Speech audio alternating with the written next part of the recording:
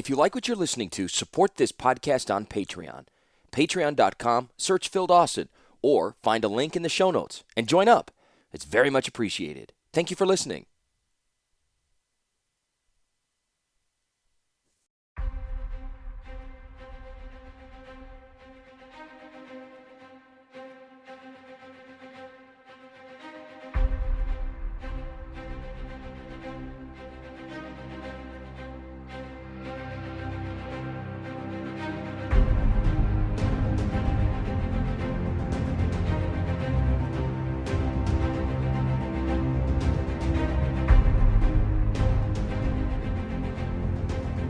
Chapter 10. Corliss. The Chief Artificer had missed so many meetings of the Privy Council that his absence was no longer even commented upon. Rusko was there as his official representative, but Kayla knew that Urza hardly spent any time talking to Rusko anymore either. The Chief Artificer spent most of his time working with the new apprentice, Tawnos, who had lasted much longer than Rusko had predicted, much to the clockmaker's chagrin. There was a new captain of the guard. The old one had finally retired to spend time with his horses and grandchildren. The warlord chose this one himself, and the new captain mirrored many of the ruler's qualities. He was impulsive, decisive, and active. Patrolling the borders was not enough. This new captain said when he first rose to the position, the Yoshins must secure a corridor to Tomakul itself in order to protect the caravans. Now the Privy Council picked through the rubble of that plan. Armed patrols to Tomakul encouraged even larger attacks from the desert nomads. Falaji tribesmen were now raiding into the sword marches, which had been relatively free of such incursions since the warlord had driven the native tribes out in his youth. Yosha did not have a manpower to both maintain its borders and guarantee safe passage to the desert capitals. "We need to pull the plants out by the roots," said the new captain. "Go into the desert, find the Falaji base, and crush it." "If you can show me where it is and guarantee that it would still be there when we get there, I will gladly try," grumbled the warlord. "But the desert is like an ocean. Most of it's empty, and we do more damage to our own forces than to the Falaji by taking the battle there. They're at home in the desert. We are not." "There are ornithopters," said the captain. "We can scout the desert with them." "Still few in number," said Rusko. "There are no more than 24 in all, and the chief artificer is wary of exposing them to risk. We practically had to break his arm to convince him to allow us scouts along the border." "And what of the search for more Thran stones?" asked the warlord. "Slow and tedious," said Rusko. "There are raiders everywhere, and they seem to be able to smell out our exploration parties. Bach and Mabach preserve us!" The Argivians have the same problem," stammered the Sensual. "They have been attempting to find more stones as well, but have met heavy resistance." The warlord stroked his chin. "Perhaps it's time to provide a unified front." "With the Argivians?" hiccuped the Sensual. And the Corlesians as well," returned the warlord. "Perhaps it's time to bring the coastal nations together. Do you think a combined front offering peace could lure these savages out of the desert?" The captain sputtered for a moment, then said, "You think we should talk with those savages, after all the men we have lost?" "You're not listening," said the warlord patiently. "I asked if a combined front offering peace could lure their leaders into one place." The captain cocked his head to one side and said, Yes, I think it would." An ugly smile passed over his face. "They would be more likely to accept the invitation," added the Sensual, "if it were extended to the merchants of Corliss." "Who do not share a border with the Falaji," finished the captain, "and as such pose no immediate threat." "And the Corlesians," added the warlord thoughtfully. "They want to get their own ornithopters, which both we and the Argivians have. This would be an excellent opportunity for them to gain them, should they get the Falaji leaders to the table." The warlord chuckled, and the captain joined in his merriment. For Kayla, entirely too much was unsaid. The men masked their thoughts with the cover of words. "So we are talking peace with the Falaji?" she asked. "Yes," replied her father, his face suddenly somber. "We are talking peace, but we will also make sure to talk from a position of strength." He thumped the table with the flat of his hand. "Meeting adjourned. Good Sir Rusko, I want you to stay and update me on your—" He glanced at Kayla. "Special project." The captain and Sensual left. speaking animatedly about the diplomatic requirements for the proposed gathering. Kayla departed as well, her metal heels sliding softly against the marble floor. Something else had happened at the table, something she was present for, but not privy to. Previous conversations had been enigmatically concluded in her presence. It boiled down to one thing, she thought. Daddy was up to something. Even though she was a grown woman, he still sought to spare her certain harsh facts about the world, her mother's death, the plans for her marriage, anything that smacked of secrets, battle, or hardship for others. He was up to something now, of that Kayla had no doubt, and it involved Rusko, but not her husband. Despite herself, her footsteps took her toward the orniary. She found her husband and the broad-shouldered Tanos alone in the domed room. They had dismissed the remainder of the students for the day. Tanos was stripped to the waist and bending a thick spar of candlewood along a graceful line chalked against one of the walls. Kayla knew enough to recognize it as a wing support for one of the ornithopters. The tall toy maker grunted with the effort, and his muscles bulged as he bent the spar to match the chalk line exactly. "Hold it!" said Urza, dropping beneath Tanos' grip and wiring the newly curved section back to the ornithopter's main spine. "Now bend it the other way!" Tanos gasped and twisted the beam in the other direction, forming an S-shaped curve. Kayla was impressed. Candlewood was light, but the spar the young man was manhandling was the thickness of her wrist. And, she thought, Tanos looked very good stripped to the waist. "Husband, we need to talk," Kayla said. Urza quickly held up a hand and waved it slightly, but Kayla would not be dissuaded. "No, we need to talk." Urza looked up at his assistant. "Go ahead, I'll wait," said Tanos through clenched teeth. Urza turned toward his wife. His hair had gone entirely white. Probably, thought Kayla, due to the amount of work he'd been doing. He was dressed in the heavy leather smock that had practically become his second skin over the years. "I'm sorry, dear," he said, "but I'm very busy." "You are always very busy," snapped Kayla, "except when you're sleeping, and even then you seem restless." She relented and held out a hand and stroked his cheek. Urza flinched slightly at the touch. He reached up and gently took her hand. "It's just that we may have a way to improve the diving speed of the ornithopters. Tanos has suggested that if we truly shape the spar to resemble a predatory bird's wings, then it would be more maneuverable as well." Kayla nodded and pushed his words aside unconsidered. "I think Father is planning something." Urza sighed and looked at his assistant. Tanos gave a good-natured nod, but his veins were standing out at his neck from holding the candlewood spar in its twisted position. To Kayla, Urza said, "Your father's always planning something. That's what he does best." The princess sighed and shook her head. "It's not that. He wants to negotiate with the Falaji leaders and to get the Argivians and Corlesians involved as well."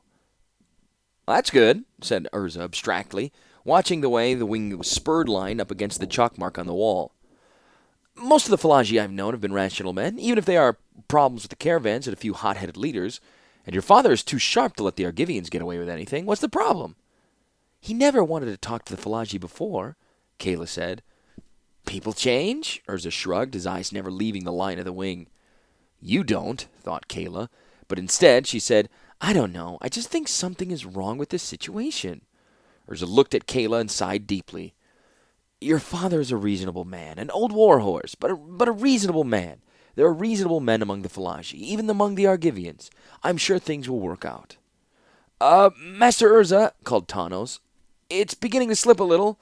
"I have to go," said Urza. He turned back to the spar. "But what about—" began his wife. Urza held up a hand as he walked away. "Your father wants peace." "Sounds good, though a little odd. Argivians involved? Probably he'll tell you what's going on eventually." There was the sound of a metal-heeled foot stomping the floor behind him, and the brisk clatter of heels storming out of the room. It ended in a resounding slam of the orniary doors. "What was that about?" asked Tanos, sweat streaming down his face. "I'm not quite sure," returned Urza. "Kayla worries about her father too much. Bend the wing spar a little more convex there. That's it. Now hold it." The announcement was made the following month. Representatives of Argiv, Yosha, and Corliss were to meet in Corliss to discuss the problems with the Desert Raiders. Runners were sent under a flag of truce to Tolmakul, Zegon, and other Falaji towns to invite the Qadir of the Suwardi to attend as well. Safe conduct was promised to all attendees. The coastal nations selected not Corliss's main city itself as the site for the meeting, but rather an outpost town, Corlinda, located farther up the Kor River, on the haunches of the Kur Ridge themselves. Should the Falaji appear, the warlord said, they would have less distance to travel. Kayla thought that there was another purpose behind the location. The Falaji would be far from their traditionally claimed land, and the civilized nations would have ample warnings of how large their party was before it arrived.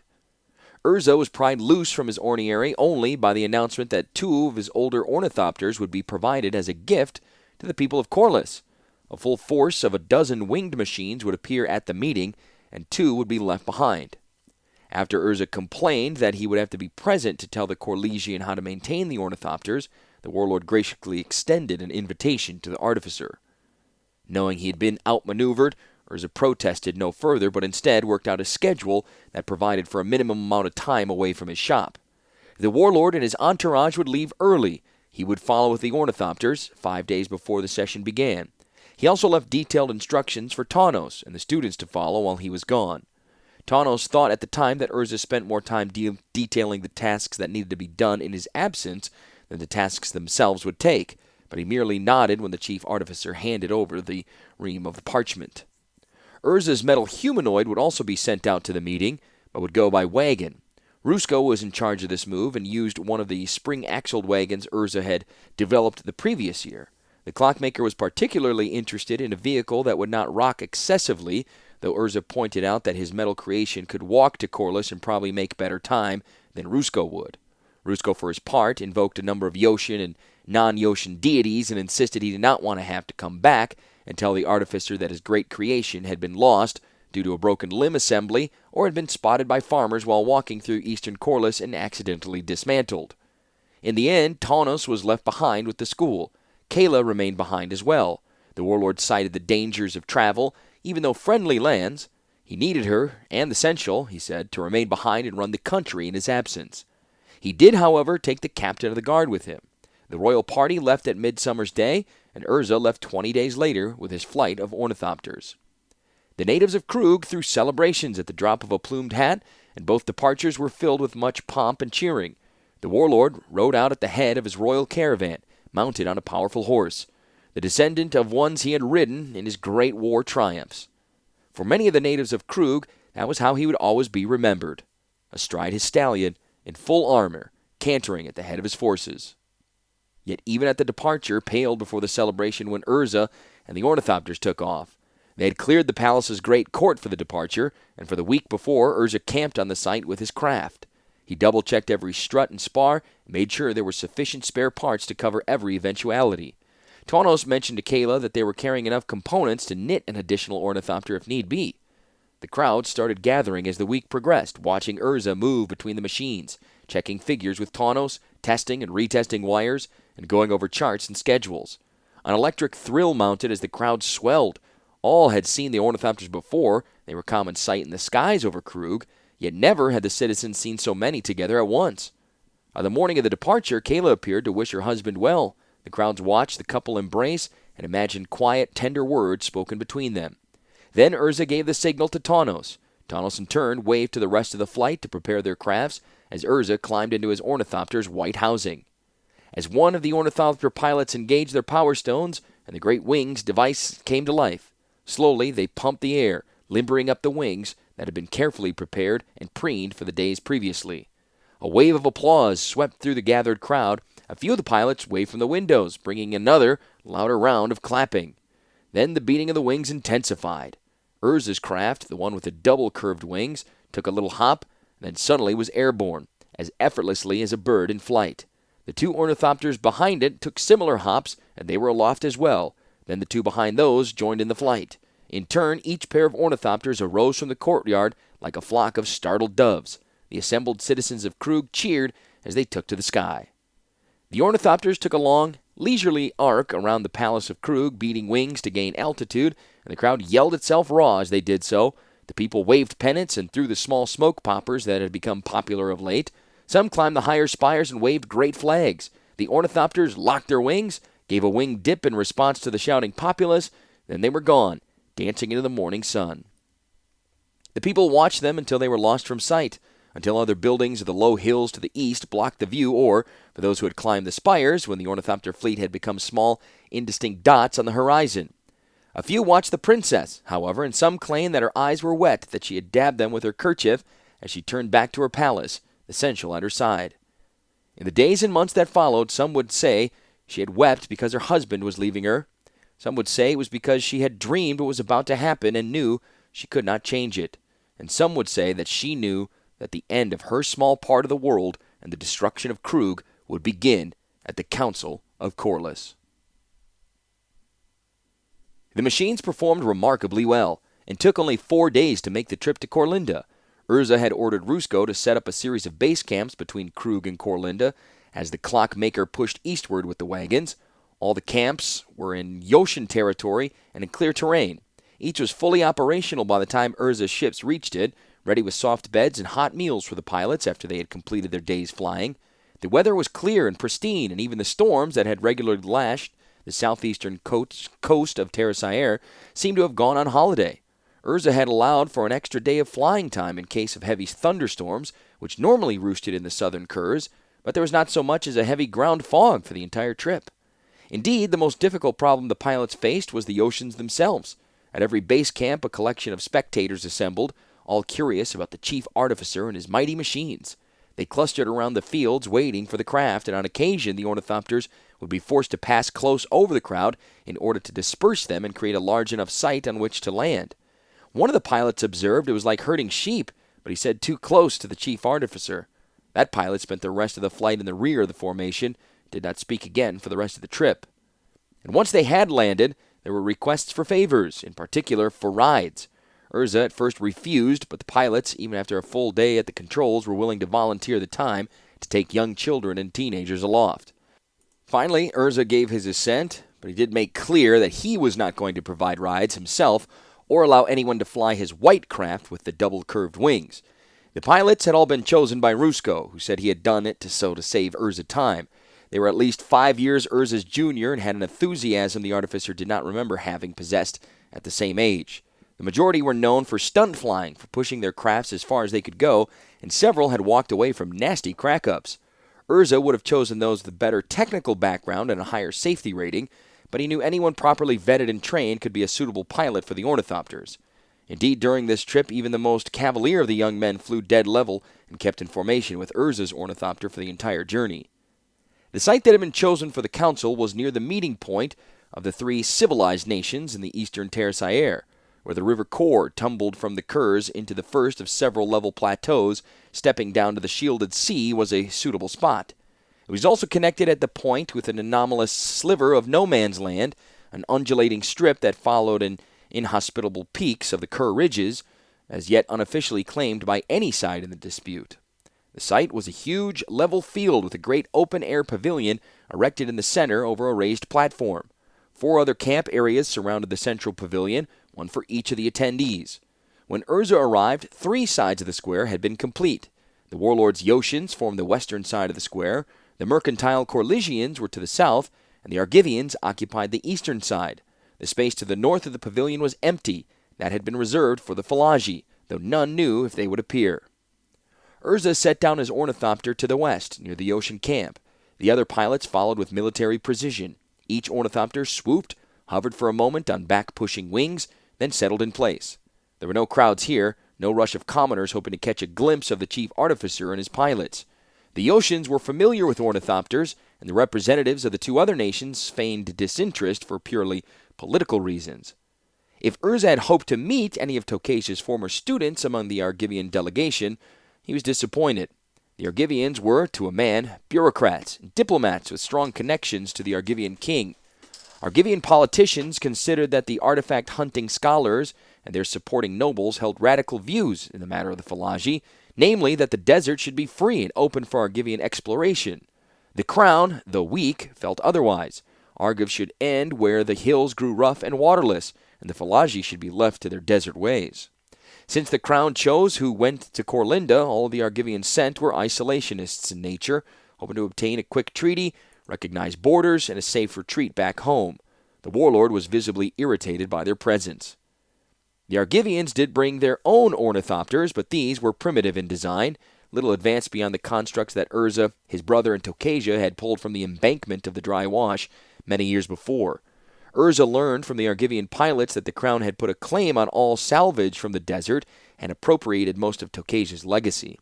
The noble houses continued to dig and explore the desert, but many no longer told the crown what they found there. The Corlesians were pure merchants. The ruling council of that nation had rested in the hands of the guilds for generations. The current lord of the council was a portly woman. Her opinion, and the opinion of the well-dressed merchants in attendance, was that they would negotiate dear, but without a doubt would secure unmolested trade routes to Tomakul. The warlord seemed to tolerate them only slightly more than he did the Argivians. Each of the civilized countries brought its own honor guards. Yosha's forces was the largest, Argiv's was the most ornately armored, and Corlys's was the best equipped, as benefited mercenaries and the merchants to employ. Urza retreated to his own tent, where Rusko already had uncrated his metal humanoid. The transit had not been kind to the metallic titan, and something had jarred loose in one of its ankles. Urza spent the first night and part of the next day fixing it so the mechanical creature would be fit to operate in time for the opening ceremonies. The opening came and passed without the Falaji's presence. Official introductions were made and professional courtesies established. There was much talk of cooperation, most of it over the course of a large feast in the pavilion the first night. The Falaji did not appear during the day, nor did any of the outriders report signs to them. Urza spent most of that day dressed in the high-collared, stiff-necked gowns of office, which he had worn previously only once, at his official appointment as chief artificer. The robes were fire-red with white piping and covered his body from neck to ankles. In the summer warmth of the highlands, they were unbearable, and Urza's only consolation was that the official dress of most of the rest of the assemblage looked even more uncomfortable. The second day came and went in similar fashion, though by the day's end the alliance of the three coastal nations was already starting to fray. The representatives of the Argivian king refused to admit that there were any incursions from Argiv into the Falaji territory. The king did, however, have a surplus of functional power stones, which he was willing to use as bargaining chips to buy agreement from the Corlesians and Yotians. The warlord was insulted by such a blatant bribe, but knew both his country and the merchants could use the Thran stones. The Corlesians were already on the verge of self-destruction, since only 2 ornithopters were to be left behind, and no fewer than 5 major guilds felt they had the rights to them. Tense words threatened to break in to open squabbles, and by the end of the second day all parties took their evening meals in their own camps. There was still no word from the Falaji, and many were starting to say that the conference would disband without them appearing. The warlord spoke of insults to the ocean people by their absence, and the Argivian diplomats spoke of patience.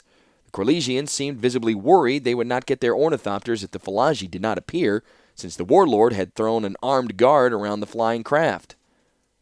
The Falaji appeared on the morning of the third day, without warning.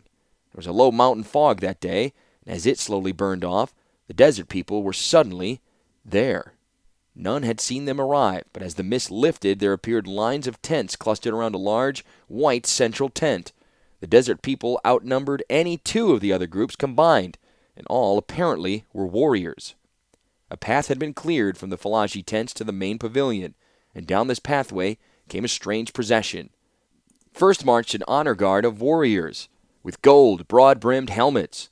Then a litter carrying the Qadir of the Falaji's self-styled empire, but it was the object behind the Qadir that most of the assembled personages gawked in a way they had not done when the Yotian ornithopters had arrived. It was a huge device made of brass, fashioned in the shape of a dragon. The morning sun glittered off the condensation along its flanks, and its head twisted slowly from side to side. Its front legs were like those of a legendary dragon, but its rear quarters were a collection of cogs and treads, and it churned the earth as it moved. The procession moved forward with a slow, stately grace, in part to give the other members of the council time to prepare for the official meeting. The warlord assembled his staff on the pavilion first, including Urza and his mechanical man. The device that had won Kayla's hand seemed so woefully insufficient to deal with the titanic monster that approached. Urza followed his father-in-law's pitying look at his creation, and his own countenance grew stern. The Corlesians gathered as well, their lord patiently waiting alongside the warlord as the Falaji approached. The Argivians were late. Its representative pulled on their ceremonial jackets just as the procession reached the base of the pavilion. The honor guard parted, and the litter carrying the Qadir came forward. Urza noted that the ruler of the Falaji Empire, though younger than he, was already running to fat, and his flesh strained in his ceremonial robes. A stocky individual stepped out from behind the litter, and Urza's jaw dropped in shock. Mishra stood among the Falaji. He was dressed in jade-green robes, cut in the desert fashion with high slits along both legs to allow the wearer to ride and fight easily. He wore a cloth around his forehead, this also of green, embroidered with gold lettering in the Falaji tongue. In his amazement, Urza did not notice for a moment the female accompanying his brother, a stunning red-haired woman bearing an ornate staff, one tipped with a dolphin's skull. Mishra halted next to the Kadir's litter, as if listening to last-minute instructions. His eyes flickered across the assembled group and stopped, and they reached Urza. It could have been a trick of the morning light, but to Urza it seemed as if Mishra nodded at him. Urza returned the greeting with a slight bob of the head. Mishra stepped forward and addressed the gathered representatives of the other nations. Greetings, most respected authorities and agents of Eastern nations. I am Mishra, the chief advisor of the Kadir of the Suwardi, first among equals of the Falaji peoples. His most wise and respected excellency gives you his greetings, his apologies, and asks for your indulgence. He gives you his greetings, for he hopes that matters will be resolved here to avoid further bloodshed on all sides. He makes his apologies for being so tardy in his arrival. We came here by mountain paths that many had thought lost, and had to proceed carefully. And last, he begs your indulgence, for his has been a long journey, and he would appreciate an opportunity to rest before attending to the task at hand. He would like to return to this pavilion after the noon meal to formally begin his work. He and I thank you both for the invitation and for your patience in this matter. Mishra made a deep bow. The Kadir did not wait for a response from the other council members. Instead, he silently raised his hand. As one, the Falaji procession reversed course, the dragon engine back toward the Falaji camp, followed by the litter and the honor guard. Mishra and the woman took up the rear, but the dark-haired young man lingered just long enough to look over his shoulder. Urza shouted, "Brother!" and stepped forward, away from the rest of his delegation. He could hear the other delegates suddenly burst into a buzz of gossip. He looked back and saw the warlord look stern. Rusko was at the warlord's side and whispered something into the ruler's ear. The warlord nodded, and Urza turned back to his brother. Mishra turned around entirely now. The woman next to him tightened a grip on her staff, but the younger brother raised a hand and dismissed her as well. She hesitated a moment, then turned and followed the rest of the retreating Falaji. Mishra stood statue-stiff as Urza descended from the pavilion. The younger brother did not extend his hand, but rather stood calmly, hands folded before him. Urza stopped a few feet away and assumed an identical position, hands folded, in front of him. "Brother," repeated Urza. "Brother," replied Mishra. A long silence grew between them, and each studied the other. To Urza, Mishra looked more weather-beaten, tanned, and muscular than the last time he had seen him. To Mishra, Urza looked leaner and older than before. The younger brother noticed small lines were already growing around his older sibling's eyes. Urza's flesh was the pasty color of the city dwellers. Finally, Urza said, "It is good to see you. It is good to see you are well." Mishra replied, "I am well enough. And you?" Urza nodded briefly, then added, "I am surprised to see you among the Falaji delegation." "I must confess I am not surprised to see you among the Argivians," returned Mishra. "Yotians, actually," corrected his brother. Mishra nodded smoothly. "Ah, of course, that would explain why the Yotians are suddenly so interested in raiding for power stones and Thran devices." "Exploring," said Urza. "Yotians do not raid." "Of course," repeated Mishra, a tight smile appearing on his face. "It must be as you say. We shall let the diplomats parse the words for us." Urza gave a stiff nod. "I had heard the Falaji had unified with a surprising speed, but I had not heard your name mentioned." Mishra gave a pronounced bow. "I am but a simple Raki, a servant of the Kadir.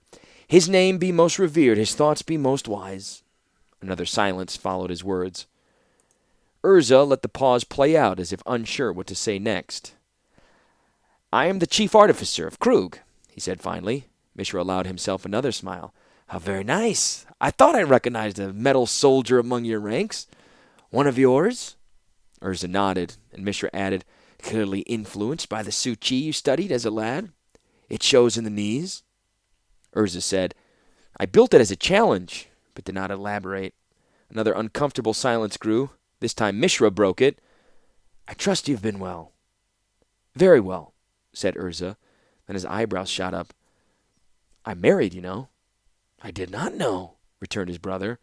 I'm surprised to find there exists a woman who could tear you away from your books and researches.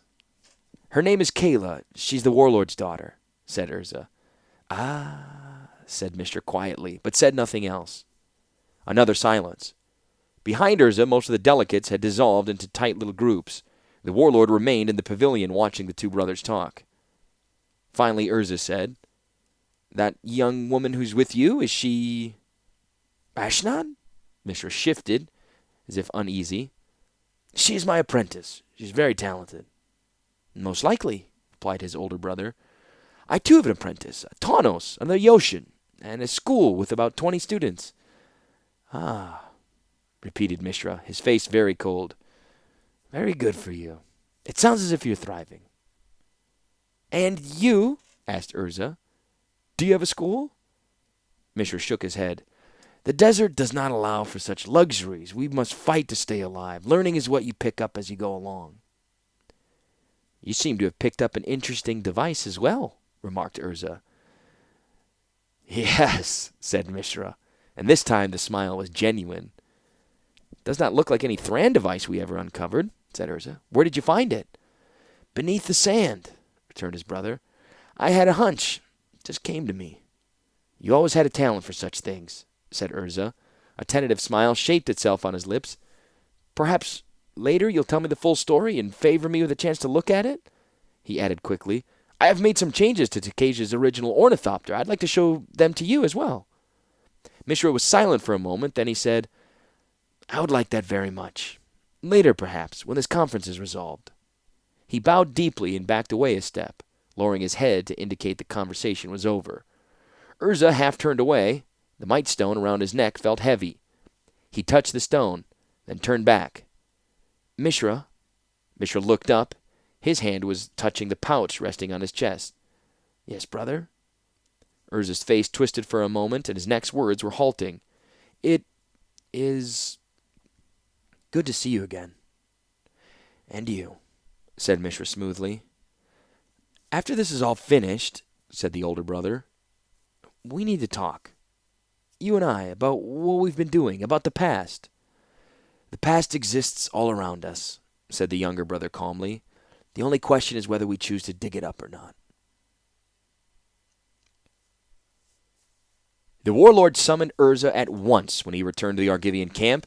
As the artificer entered the warlord's tent, the ruler was seated in his camp chair, flanked by the captain of the guard and Rusko. Your brother is a Falaji? Spat the warlord. Urza shook his head. My brother is not a Falaji, but he serves their Qadir, as I serve you. Why did you not tell me? Demanded the sovereign. Until today, I didn't even know he was still alive, returned Urza. I see, said the warlord, leaning back in his camp chair. Rusko, watching quietly from his side, thought the ruler did see, though not necessarily what Urza intended.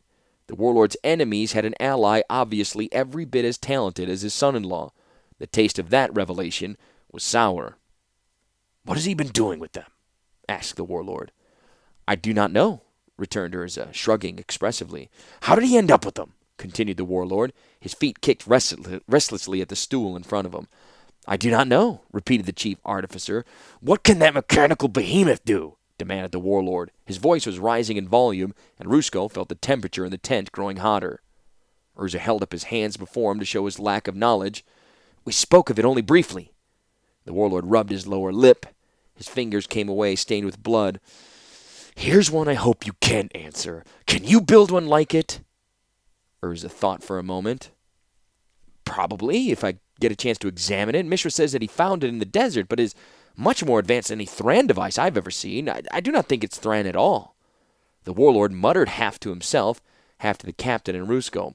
We have patrols scouring the sand for stones, and his brother finds an ancient mechanical behemoth fully functional? He says he found it, said Urza stoically. I don't know if that's the truth. You don't know if your brother is truthful? Said the warlord quickly, raising an eyebrow. I did not say that either, said Urza, hotly. We did not part on the best of terms. So Rusko has told me, said the warlord. Later, we will talk. He and I, offered Urza. If there is a later, said the chieftain, shaking his head. These Falaji played a trick on us with their behemoth. We were prepared to show them our power, demonstrating our ornithopters and the mechanical man. Instead, they roll up with the legendary beast the size of a ship. The Argivians are all ready to bolt. The Corlesians want to thank everyone for coming, take their ornithopters, and go home. No, those desert raiders, aided by your brother, pulled a fast one on us, and we have to respond. Urza did not question the warlord's words, even when he was dismissed and Rusko and the young captain remained behind. He did not even visit the ornithopters, which were the hub of much additional activity. Instead, he went to his own quarters and lay in his hammock, waiting for the meetings to begin and for a chance to see his brother again. A table had been set up beneath the pavilion, four-sided with great chairs on three of the sides. The one in the west was occupied by the warlord, flanked by Urza and the mechanical man. The ocean ruler's mood had not improved since his talk with Urza, and the old man seemed on the verge of exploding. The chair in the south was occupied by the Lord of Corliss, flanked by two mercenary guards from different units. The eastern chair was occupied by a nervous Argivian diplomat, with two equally nervous bureaucrats at his side. The northern seat was a low bench, desert-style, set for the Falaji Kadir. He arrived in his litter, a half-rolled, half-waddled into his seat. He was supported by Mishra on one side, and the red-haired staff-wielder Ashnod on the other. The Falaji had left their brass behemoth back at their camp, though its serpentine neck was clearly visible behind them. The Corlesian lord began the meeting softly. "We welcome representatives of the Falaji to the conference. I hope we may be able to resolve matters that have vexed all of us individually and to come with a mutually beneficial compromise." "With your kind permission," interrupted Mishra, "on behalf of His Most Eminent Kadir, I have a statement to read." The Corlesian's lord's mouth flapped open for a moment, then she nodded. The warlord sputtered a protest. Mishra began without further encouragement, his words louder than the complaining warlord. "We, the Falaji people, welcome the opportunity to speak with the men of the eastern coastlands. Know that we are a unified people under our Kadir, and our empire stretches from Tomakul to the Argivian border, from ice-fed Ronam Lake to the warm Zagoni coast. We are many gathered together, and as such, we are mighty. Whatever else may be decided by this conference, we must make clear that it is our ultimate goal to regain all the land of the Falaji people and to protect that land and the resources that it contains from all invaders, raiders, and would-be conquerors." The warlord, startled at the words, and interrupted with a snarl. "Not a bad little speech for a race of invaders, raiders, and would-be conquerors. Do the people of Tomakul and Zegon agree with your statements, or are they just waiting for someone to strike your young puppy of a Kadir across the snout on their behalf?" Mishra raised an eyebrow at the interruption, and even Urza was surprised by the heat of the warlord's words. He put a hand on the ruler's shoulder to calm him. However, it was the Kadir who answered in the clipped accent of an Argivian. "Have a care, old man. You do not wish to cross me." Urza looked at Mishra, and Mishra nodded back at his brother. The Kadir had learned Argivian from his Raki, and knew enough to realize when he was being insulted to respond in kind. The warlord would not be dissuaded. "Have a care yourself, child warrior. Do not trifle with those who possess more experience and wisdom than you." Urza started to speak. Perhaps now would be a good time to adjourn and think about, but the Kadir was already talking again. "Do you know who I am?" demanded the young Falaji. "I am the Kadir of the Suadi tribe. Once long ago, we lived in the Suwali lands north of Yosha. You called them Suadi marches." "The sword marches," shot back the warlord. "When I was a younger man, we cleaned that land of raiders and brought true civilization to it." "It is the Suwardi land and belongs to Falaji people," snapped the Kadir. "There are not any Suwardi there since your great-grandfather's age," rejoined the warlord hotly. "Yes," hissed the Kadir. "You drove my great-grandfather from our land. My grandfather wandered the empty wastes. My father gathered the tribes. And now I come to you with my empire at my back and demand the return of my family's land." Urza looked at Mishra, but his brother had a blank expression on his face. Could it be he had not known about the Kadir's demands? The Corlesians and the Argivians were talking as well now, and chaos erupted at the table.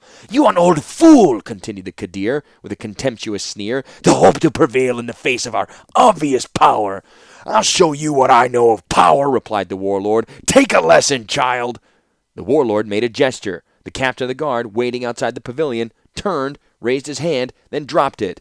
Out by the ocean camp, Rusko turned and waved to the ornithopter crews, already at their machines. In a matter of moments, the sky around the pavilion was heavy with the beating of great canvas wings. The flight of 11 ornithopters, lacking only Urza's new one with its double-bent wings, came in low over the pavilion. The Kadir looked up in shock, but Mishra was already next to him, shouting something in Falaji. Urza was yelling at the warlord as well. "What is this?" the artificer roared. "Why are my ornithopters in the air? Why wasn't I told?" "It's a lesson in power," the warlord shouted in return, his teeth bright like a shark's. "You would do well to pay attention to this as well." The ornithopters banked over the pavilion and made a beeline toward the Falaji camp. 3 of the craft banked right, and 3 veered left. The remaining 5 headed straight for the dragon engine. Small objects fell from the ornithopters, jettisoned by their pilots. They were black bits of shadow that plummeted into the Falaji camp. Where they landed, the ground erupted in explosions of flames and smoke. There were screams as the flames spread, and more bombs dropped. Urza shouted, but his voice was drowned in another round of explosions. The 5 ornithopters that bore down on the dragon engine glided in low, trying to fling their bombs along the base of the great metallic creature. A string of eruptions blossomed beneath the beast, and it wheeled and gave a metallic scream, but seemed otherwise unhurt. The dragon engine exhaled a huge gout of reddish mist directly in the path of one of the ornithopters. As the craft passed through it, the ornithopter came apart in midair. Its wings folded upon itself, and it crashed among the tents, releasing a larger gout of flames as the rest of its deadly cargo exploded.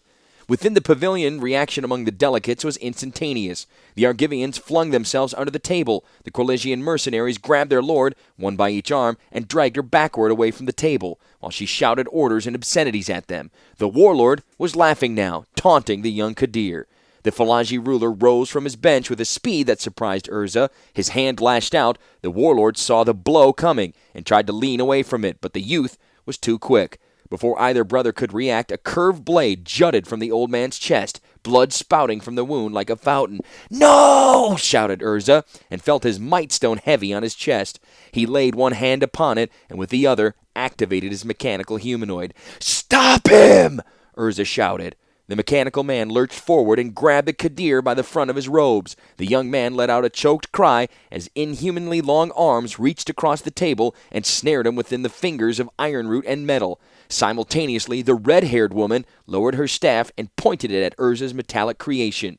Lightning danced along the dolphin skull, and Urza felt a wave of nausea pass over him. It felt as if every part of his skin had become acutely sensitive. The moment of the breeze inflicted horrible pain. Gritting his teeth, Urza barked another command, and the mechanical being pulled the Kadir toward itself across the corner of the table. Out on the battlefield, the Falaji were attempting to regroup. Mishra had singled its dragon engine, and now the beast's serpentine neck dodged and darted among the diving ornithopters. It caught one and flung it to the ground, the canvas wings catching fire as it did so. On the ground, the ocean troops charged, trying to kill any Falaji who escaped the bombing. Some of the Corlesian mercenaries joined them in the assault. Ashnod shouted, and Mishra turned to see the Kadir in the grip of the metal man. He spun toward the dragon engine to signal one last command, then wheeled to face Urza and his mechanical creation. Mishra gripped a thin hide pouch around his own neck, and green lambent power leaked out between his fingers. He concentrated that power on Urza's machine. Urza caught the backwash of the energies and staggered. The mechanical creation was more greatly affected. Sparks danced at its joints, and steam began to seep from beneath its helmeted face. Its fingers loosened, and the Kadir dropped free, clutching his throat and grasping for breath. Ashnod shouted something, and Mishra nodded. Suddenly, the northern side of the pavilion was shattered as the dragon engine smashed its way into the raised platform. Ashnod let her staff down as its fires died. She tucked the staff under one arm, grabbing Kadir with the other, and dragged the ruler toward the engine as if he were no more than a puppet. Urza felt the pain subside. He focused his might stone at his metal creation. "Mishra!" he shouted, his head still spinning. "We have to stop this!" Dimly, he heard his brother's voice snarl back. "So you can betray us again, brother?" Urza started to reply. "I didn't know," but the stress of the might stone and weak stone proved to be too much for the mechanical beast between the brothers. It exploded at the waist, and its torso spinning around its central pivot and its head jutting flames. Urza screamed as the flames arced around him. The last thing he saw was Mishra, running back toward his dragon engine, his creations framed by a wreath of smoke from ornithopter bombs. The searchers found Urza in the shattered pavilion, cradling the dead body of the warlord. The blasted legs and hips of his mechanical humanoid still stood next to him, the fragments of its head and torso scattered around the lopsided platform. The captain of the guard arrived and saluted. "The enemy is in full retreat, sir." Urza said nothing, and the captain continued. "We inflicted heavy casualties in the Falaji troops with minimum losses to our own. We lost 4 ornithopters in the attack. Several of the Corlisian mercenaries joined in the assault and want to be paid for their contribution. The Argivians have already fled without drawing a sword." Urza looked in the pale, quiet face of the captain as the soldier continued. "The enemy leader," and he paused, "your brother have escaped with their engine into the mountains. We will scout for them with the remaining ornithopters." Urza said something softly that the captain could not hear. "Beg pardon, sir?" he asked. "I just asked why," said Urza sadly, looking at the warlord's face. "Why did he do this?" "You heard the Falaji devil," the captain said. "They wanted to invade Yosha to regain land they lost generations ago. It's the desert way, carrying grudges for generations." "No," said Urza, his voice now filled with steel. "He was ready for this. This ambush, the ornithopters, the bombs, goblin powder, wasn't it? The warlord was preparing for an attack all the time. It should have been a massacre. If not for my brother's engine, it would have been." The captain of the guard shifted uneasily, but said nothing. "And why did he not tell me?" asked Urza bitterly. "Why not tell me he was going to use my machines like this?" The captain stammered. I couldn't say, sir." Urza laid the body of the warlord on the shattered floor of the pavilion and turned toward the captain. "Yes, you can say," Urza said icily. "You can say everything you know. Who knew about this? What were the full plans? What did you hope to accomplish? Why did you not tell me? Why did you not tell the princess? You can and will answer those questions." The captain shifted his feet uneasily. "Because," Urza continued, turning back to the body, "because I have to go back to Krug now and tell my wife her father is dead. And I will need all the reasons I can muster to make her understand, because I don't understand it myself."